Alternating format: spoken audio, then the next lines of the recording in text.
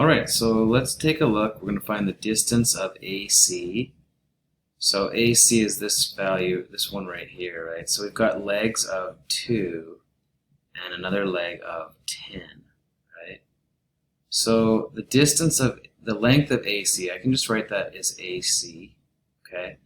So AC squared is equal to 10 squared plus 2 squared. Those are the two legs, right? The sum of the squares. So AC squared is equal to 104. And then how do I undo squaring something when I'm solving? I can take the square root of both sides. So if I square root this side, I square root this side, that will undo the square. So I will have AC is equal to the square root of 104.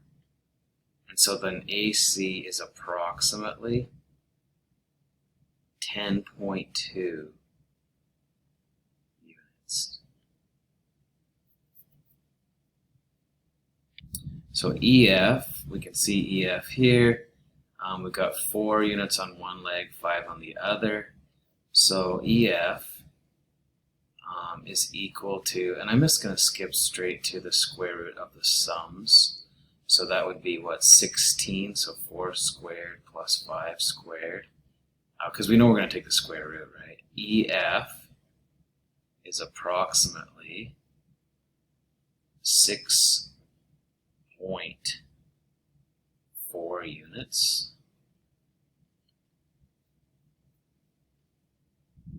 So CL, we do not have some kind of like a line drawn, so that I could extend CL's right here, right? So I could draw that right there, and then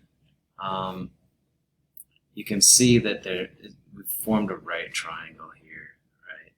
So we've got 5 units here, right? And then we've got 8 units here. So CL is a right triangle, or hypotenuse of a right triangle. So CL is equal to the square root of 5 squared plus 8 squared. So CL is approximately, okay, when I take the square root of that sum, which would be 89, the square root of 89 is approximately 9.4 units. Alright, so now I'm going to find midpoints. So midpoint is like the halfway point, and we know that we can take the average of those coordinates. So for AC, we had coordinates here of 5 and -3. And then just let's actually change colors because I've got something so close to that color already. So this is at 5. Oops. Why does it do that? 5 negative. Alright, so this is at 5, -3 for AC, and the other coordinate is at 3, 7. So the midpoint, we're going to say the midpoint of AC is, it's a coordinate, right? So what is the x coordinate? It's the average of the x coordinates, because that will give us the middle. So between 3 and 5 is, somewhere down the middle here. Well, we can actually see it's pretty easy, but that's the average of 3 and 5. So 3 plus 5 is 8, divided by 2 is 4. And then for the y values, the average of 7 and -3, which is 2, right? You could guesstimate that it's right around there anyway. But we can just take the average of the coordinates. Alright, so now we're going to look at the midpoint of EF. So we've got these coordinates here of -10, -5. The other coordinate is -6, -10. And then, it's roughly around in here somewhere. Kind of looks like it's halfway in between some value. So the midpoint of EF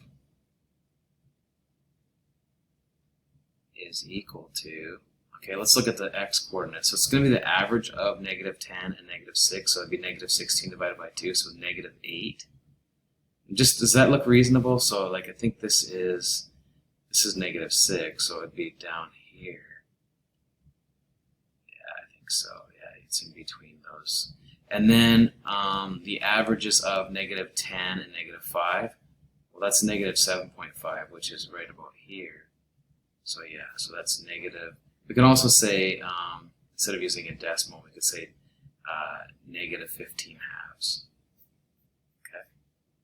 Ahead for EL, because we're going to find the midpoint of EL, I went ahead and just made a hypotenuse there for EL. So then this is our rectangle here, right?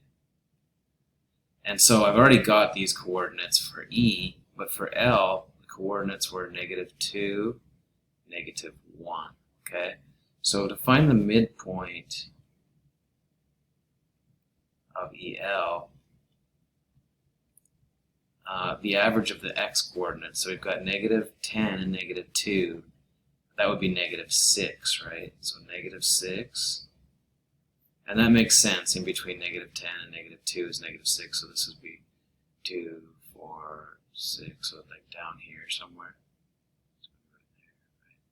And then the averages of the y coordinates, so negative 5 and negative 1, is going to be negative, let's see, sorry. Oh, oops. Yeah, so that would be negative 3, which is right here, right? Yep, that looks good. So this is at negative 3.